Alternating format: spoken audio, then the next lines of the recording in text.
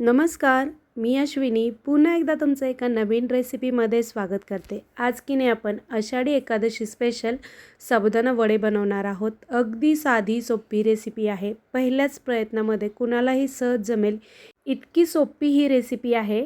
तर व्हिडिओ शेवटपर्यंत नक्की बघा। इथे बघा साबुदाणा मी रात्रभर भिजत घालून ठेवलेला होता।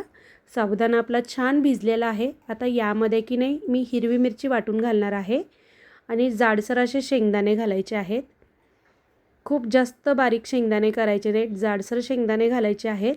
जाडसर शेंगदाण्याचा कूट, त्यानंतर इथं 2 बटाटे किसून घेतलेले आहेत मी। उकडलेले बटाटे घालायचे आहेत आपल्याला।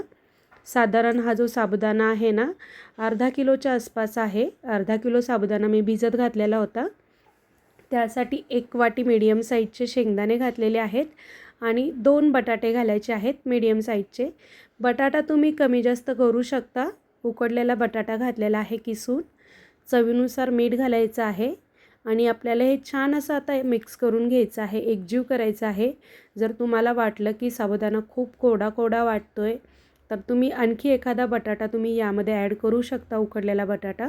तुम्ही की नाही यामध्ये हिरवी मिरची की नाही बारीक चिरूनही घालू शकता किंवा तुम्ही फक्त लाल तिखटाचाही वापर करू शकता। आवडीनुसार तुम्ही लाल तिखट वापरू शकता। खूप जास्त साबुदाणा मॅश करायचा नाही। अख्खा साबुदाणा जर असेल ना, जो आपण वडा तळतो की नाही, ते वडा तळल्यानंतर जो साबुदाणा असतो ना खूप छान एकदम फुलला जातो। त्यासाठी की नाही अलगद असं आपल्याला हे पीठ मळून घ्यायचं आहे आणि याचे की नाही आता मी साबुदाणा वडे बनवून घेते बघा अशा पद्धतीने। आवडीनुसार तुम्ही छोटे मोठे साबुदाणा वडे बनवू शकता। तर इथं मी मीडियम साईजचे साबुदाणा वडे बनवून घेणार आहे। तुम्ही जर उपवासाला जिरे खात असाल तर तुम्ही जिऱ्याचाही वापर करू शकता यामध्ये। आमच्याकडे आम्ही जिरे खात नाही त्यामुळे मी आता जिरे टाकलेले नाही आहेत याच्यात। गॅसवरती तेल गरम करायला मी आधीच ठेवलेलं होतं। तेल छान गरम झालं की गॅस मीडियम करायचा आहे आणि मीडियम गॅसवरती आपल्याला हे साबुदाणा वडे तळून घ्यायचे आहेत। फुल गॅस करायचं नाही किंवा बारीकही करायचं नाही, मीडियम गॅसवरतीच तळून घ्यायचे आहेत। जर तुम्ही गॅस फुल केला ना लगेच वरून साबुदाणा वडे करपतात आणि बारीक गॅसवरती जर तुम्ही साबुदाणा वडे तळले ना तर खूप तेलकट होतात। त्यामुळे ना मीडियम गॅसवरती हे वडे तळून घ्यायचे आहेत। आपल्या चॅनलवरती की नाही उपवासाच्या भरपूर पदार्थांच्या रेसिपी शेअर केलेल्या आहेत, त्या तुम्ही नक्की बघा। तर इथे बघा हे साबुदाणा वडे की नाही मी तळून घेणार आहे। साबुदाणा वडे की नाही सगळ्यांनाच आवडतात।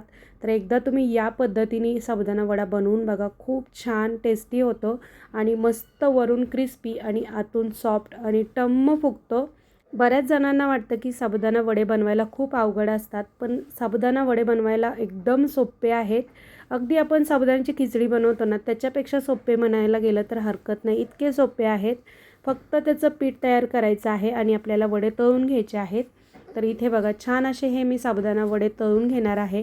मस्त क्रिस्पी होईपर्यंत, छान असा कलर यायपर्यंत की नाही आपल्याला मीडियम गॅसवरती हे वडे तळून घ्यायचे आहेत। तर आषाढी एकादशी स्पेशल आज आपण मस्त असे हे साबुदाण्याचे वडे बनवलेले आहेत। हे साबुदाणा वडे की नाही नुसते खायला पण खूप छान लागतात किंवा तुम्ही दह्यासोबत किंवा शेंगदाणे आणि खोबऱ्याची चटणी करू शकता, त्याच्यासोबतही खायला खूप मस्त लागतात। माझ्याकडे तर की नाही दह्यासोबत खातो आम्ही हे साबुदाण्याचे वडे, किंवा मुलं तर फक्त नुसते कोरडेच खातात, इतके मस्त लागतात। तर इथे बघा छान असा कलर आलेला आहे। टम्म हे साबुदाण्याचे वडे फुगलेले आहेत, मस्त असे क्रिस्पीही झालेले आहेत। तुम्हाला दाखवते पण याचा आवाज बघा तुम्ही। मस्त असे एकदम वरून क्रिस्पी आतून सॉफ्ट आणि टम्म फुगलेले हे साबुदाण्याचे वडे तयार झालेले आहेत। एकदा नक्की बनवून बघा। तर आषाढी एकादशी स्पेशल साबुदाणा वडा तयार झालेला आहे। बघू शकता तुम्ही किती छान क्रिस्पी झालेला आहे। आषाढी एकादशी स्पेशल उपवासाचे साबुदाणा वडे तयार झालेले आहेत। नक्की बनवून बघा। पूर्ण व्हिडिओ पाहिल्याबद्दल धन्यवाद।